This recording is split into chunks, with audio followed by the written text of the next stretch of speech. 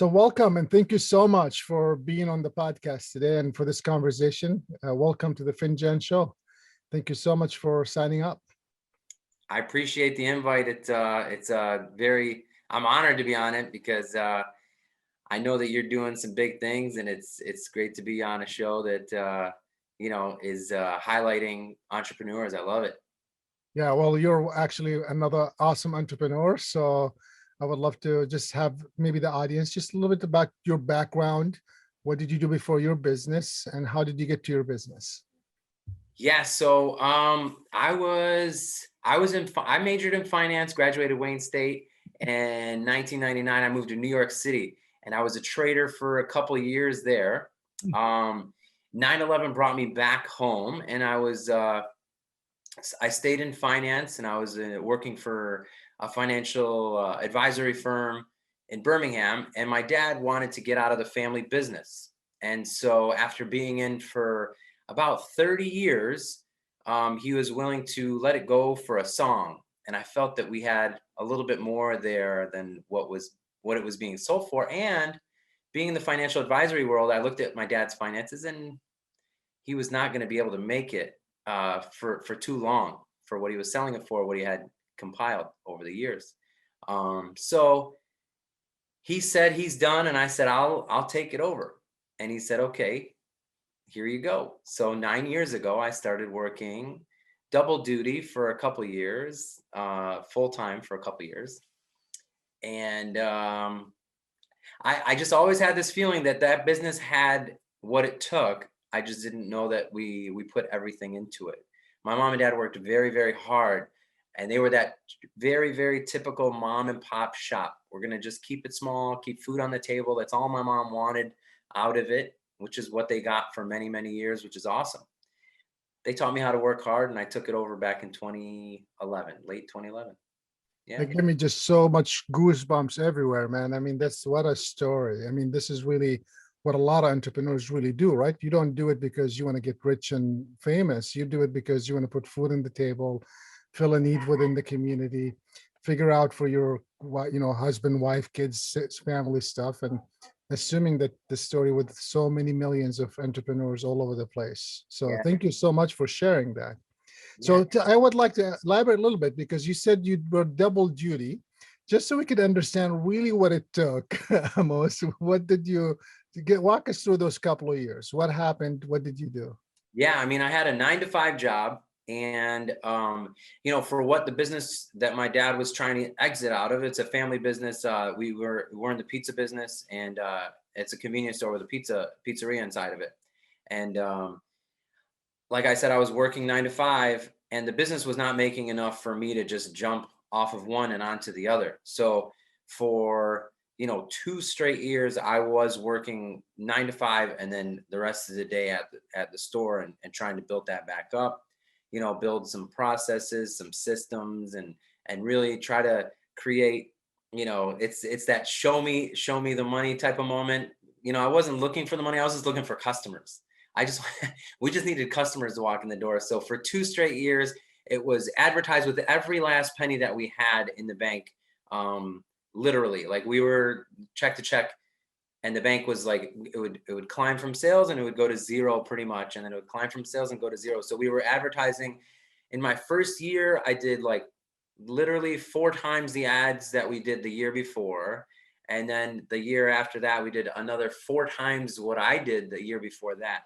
So I was really just pumping it into marketing. It's either we've got it or we don't. And so I was betting that we had it by just like literally flooding it all into marketing, trying to get people back in the door with coupons and deals like that in the kitchen, That's incredible. So, I mean, did you plan that, Amos, or did you have a plan in your head? 2 years, I'm going to be done. 1 year, I'm going to be done.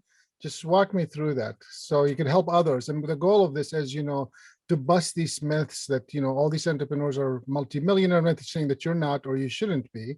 Sure. I'm just saying, like, most of the times we don't really start with those intentions. We start with just like you did, right? You don't want your dad to let go of this awesomeness that he worked all his life for. Yeah. And you're like, I could do something with this. That's really what it came down to, right? So, sure. And sounds like a solid career to move into this craziness world of entrepreneurship. Yeah, I mean, listen, I've always been, my dad's always wanted to do his own thing, instead of buying a franchise of, he had a video store back in the day when videos were kind of hot. He was always trying to do, what the big guys would do. And honestly, anybody can do that. And he never wanted to work for anybody necessarily. And so I kind of, the apple doesn't fall far from the tree. For the work that I did do outside of college, it was mostly independent. It depended on me. So I learned that from my dad.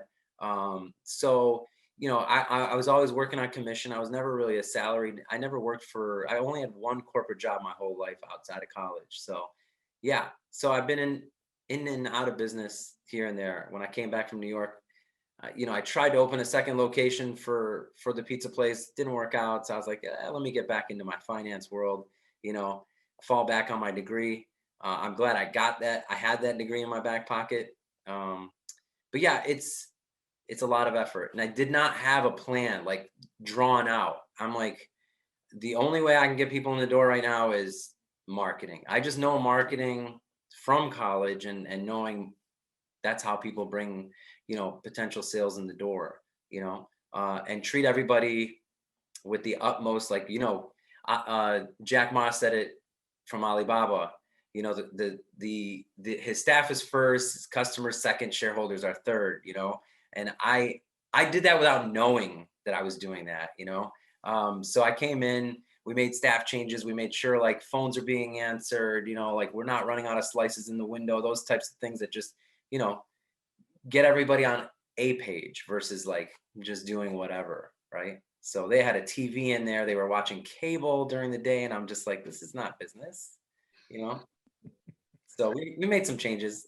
Yeah, it's this. Thank you so much for sharing that, because I think a lot of times people focus on the big things, and I really have always believed that little things is what makes these big, small businesses do really well, is paying attention to the little detail that everybody else seems to brush. Everybody can have a big building, but what happens within that building is what makes you unique, and what people would show up to a beat up building from the outside, but this place is awesome. And they'll just continue to come because it's all about the little details that you paid attention to. This is awesome. Thank you so much for sharing such a wonderful story. So the 2 years was not necessarily a plan, but it became a 2 years. When did you decide or figure it out, at least it's time for me to be full-time, it's time for me to let go? When did that moment happen, per se, if you can recall? Yeah, I mean, it was definitely, I started to unwind in year 3 and started to let go of one because I was starting to like really latch on and love what I was doing, both with my staff and, things started coming in together for us, and it was looking good and it felt good. And so I started unwinding out of that business more and more each year for the next couple of years. So I was just doing less and less and less and less. I haven't unwound out of it completely, but it's manageable. Both businesses are manageable. They both still take up a lot of time, very well. When you are, you've got to, productivity is not that easy. You got to schedule it in, So scheduling is a very big deal when you're busy, right? That's great. Yeah, I'm aware.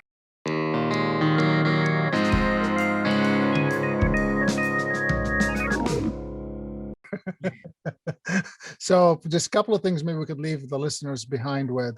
So when I say entrepreneurship ecosystem, does that even mean anything to you, Amos, or means nothing? Or do I speak a foreign language now, or what? So when I first saw that term, I did not really understand it or grasp it. I had a feeling of my own interpretation, and that's just, kind of just entrepreneurs sticking together, doing things together, growing together, making sure that we are, staying as strongly together as we possibly can to help each other out. That's what I thought it meant. That's okay. Yeah, I'm not looking for the right answer or I'm just looking for your answer. So that's the right answer. And then the last thing is, if you were to leave someone today with a piece of advice about your journey, what would you tell those aspiring entrepreneurs to do or not to do, either one? Yeah, I think that whether you're climbing that corporate ladder, which there's nothing wrong with that at all, or you're chasing an endeavor that you have a strong feeling towards, both require like inordinate amount of work. And depending on what that business is, or whether there's plenty of corporate people that work 50, 60, 70 hours a week out there. Accountants work 70 hours a week every year for 5 straight months. So, doctors work overnight shifts. I told my wife the first couple of years, like, hey, look, if I was, the doctors that first join on, what are the residency, right? How many hours are they working? It's not much different. But when you're enjoying what you do, you're willing to do that. So, but that balance becomes a bigger thing, balancing work, life, and play. That's what needs to stay at the forefront. Keeping that all in balance is the tougher part, but it's hard work no matter what you're doing. Great. Well, I mean, I could keep you here for hours, and I know that, or for days per se, because I have so many questions that I would want to learn. But I feel like you've given us plenty of nuggets to look forward to. So doing what it takes sounds like is what you did. Yep. Maybe not having a plan initially, but going in with the mindset that I'm going to make this work, and Yeah. figuring it out as you went through seems like something you also did. And you sounds like you also leveraged, from my perspective, resources that you had, right? Like your parents' experience for running a business, their desire to wanting to be in their own, sphere per se, that probably influenced you in many ways that maybe you didn't even know it in the beginning, that hopefully you can see it now is unfolding. So where do you see you a year from now? Where do you see you 5 years from now? And how did COVID affect your work? Sure. Well, as I just rewind just a little bit on, I see it and I do it kind of thing. And as I get older, I realize how much I actually saw from my parents and what I do. All I do is I leverage what they taught me. Really, I mean, at the base of it is just leveraging what you learned, right? So you learn, leverage, and go further. That's the goal for me, anyways. But yeah, my 1 year. From the first 2 years when I didn't have a clue, today we budget different things like marketing and ads, and we've got an expansion happening. So there's a lot more that the great thing about business is you're always going to learn. It's not just like, hey, we just do this once and we repeat. It's always changing, and COVID is a perfect example of that. Caught us off guard, really had us thinking out of the box, which was great because my team did an awesome job of, putting together. Our store became 100% online, and people could order anything out of our store, including food and beverage, right offline. We had an online platform, and we just exploded on that. So that was really nice. We were delivering contactless, so we were trying to keep our finger on the pulse of what was happening out there, and trying to just ride the coattails of the big guys. If they were doing something, we're more nimble in so many other ways. So we were able to like leverage a lot of those things. Yeah, it was a crazy year. We thought out of the box, and we had our best year ever. Hopefully in this coming year, we'll complete our expansion, and we install the carryout window, automatic doors, thinking of the future. If people are still worried, like they're not going to have to touch doors at our store. They can walk up, and just like ice cream, they can grab it out of the carryout window, anything that they order. So, just thinking outside the box, how can we service our customers? What do they deserve for being such great supporters of this little store, So, Well, yeah. yeah, I mean, your little store, I know, is very much loved. So that's very clear. Thank you so much. So it sounds like COVID affected you in a initially negative way, but then you were able to rechange your model with this online sales and windows and things of that nature and delivery. So this is fabulous. I think a lot of people can learn from that you can't stop, right? You got to try to figure out what to do with what you got. Yeah. Some had no choice, but you figured out a way to make it work. This is fabulous. That's entrepreneurship. You have to keep thinking about making it work, or how to make it work. Almost, I could keep you here for days. I want to be respectful. Thank you so much. And I know we'll make this, maybe we'll stop right here.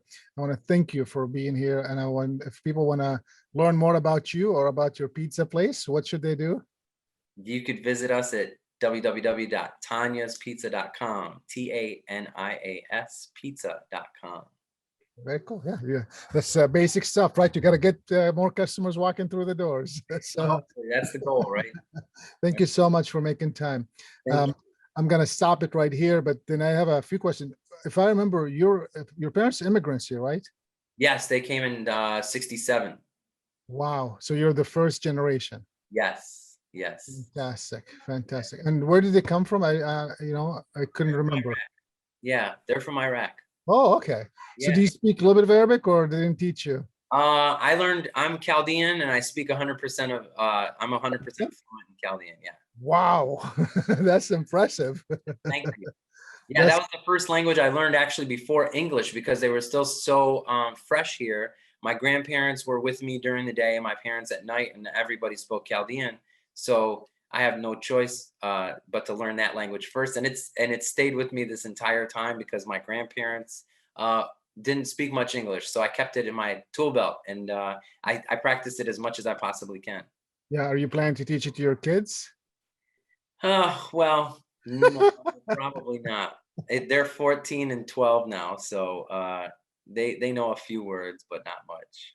Yeah. You need those grandparents babysitting every day. That's what Yeah, you. I do for sure. Well, so good to hear from you. So good to see you again. Please stay in touch, Amos. And once we release these, I'll send you a link so you could promote it as well. That would be awesome. I can't thank you enough for having me on the show. It means a lot. Thank you so much. Well, come on. And of course, if you need anything else, I'm here to serve. You know that. This is kind of like my attitude. Thank you. I know it has been that's your trait and it's a great one. Thank you. Yeah. Have a good night. Appreciate it. Have a great night.